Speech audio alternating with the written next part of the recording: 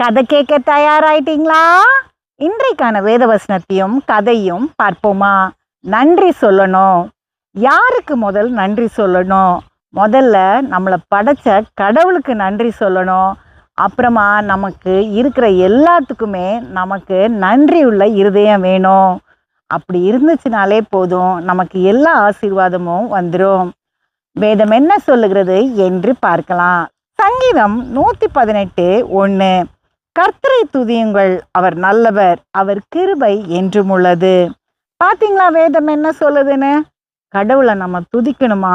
ஏன்னா அவர் நல்லவரா, அவருடைய கிருபை என்றும் உள்ளதா. ஒரு நாள் கண்ணு தெரியாத ஒரு சிறுவன் சாலையோரத்துல உட்கார்ந்துட்டு ஒரு பதாகையை வச்சுட்டு போற வர்றவங்க கிட்ட பிச்சை கேட்டுட்டு இருந்தான்.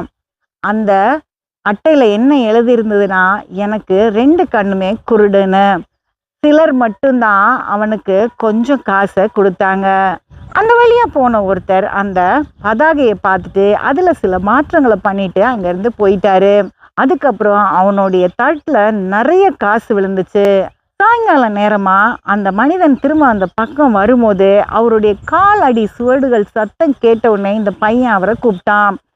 அவன் சொன்னான், காலையில எல்லாம் உட்கார்ந்துருந்தேன், அதிகமா காசு கிடைக்கல, நீங்க ஏதோ ஒரு மாற்றம் பண்ணிட்டு போனீங்க, அதுக்கப்புறம் எனக்கு நிறைய காசு வந்திருக்கு, நீங்க என்ன பண்ணீங்க அப்படின்னு. அந்த மனிதன் சொன்னான், உன்னுடைய அட்டையில நான் என்ன எழுதினேன்னா, இறைவன் படைத்த இந்த நாள் ரொம்ப அழகா இருக்குது, ஆனா என்னால தான் அதை பார்க்க முடியல அப்படின்னு. அதை தான் நான் எழுதினேன்னு சொன்னாரு. ஒவ்வொரு நாள் பிறக்கிறதுமே அது கடவுளுடைய கிருபை அப்படின்னு சொல்லி நம்ம நன்றி சொல்லும் போது நமக்கு எல்லா ஆசீர்வாதங்களும் வந்துடும். அது மட்டும் இல்லாம ஒவ்வொரு நாளும் நம்ம வாழ்க்கையில நடக்கிறது எல்லாமே நன்மைக்கு ஏதுவாகும், இறைவனுடைய ஆசீர்வாதமும் அப்படின்றத நம்ம நம்பணும்.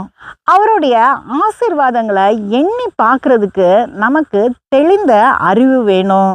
அடுத்த கதையில் சந்திப்போம்.